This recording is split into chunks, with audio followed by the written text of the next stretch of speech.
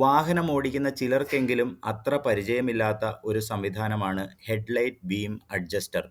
നമ്മുടെ വാഹനത്തിന്റെ ഹെഡ്ലൈറ്റിൽ നിന്നും പുറപ്പെടുന്ന പ്രകാശത്തിന്റെ ഉയരം ക്രമീകരിക്കുക എന്നുള്ളതാണ് ഈ ഒരു സംവിധാനത്തിന്റെ ഉദ്ദേശം.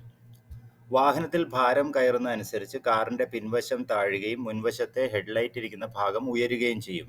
ഇങ്ങനെ വരുമ്പോൾ റോഡ് ശരിയായി കാണാൻ പറ്റാതാകുകയും അതുപോലെ തന്നെ എതിരെ വരുന്ന വാഹനത്തിന്റെ ഡ്രൈവറുടെ കണ്ണിലേക്ക് നമ്മുടെ വാഹനത്തിന്റെ പ്രകാശം അടിച്ച് അപകട സാധ്യത ഉണ്ടാക്കുകയും ചെയ്യുന്നു.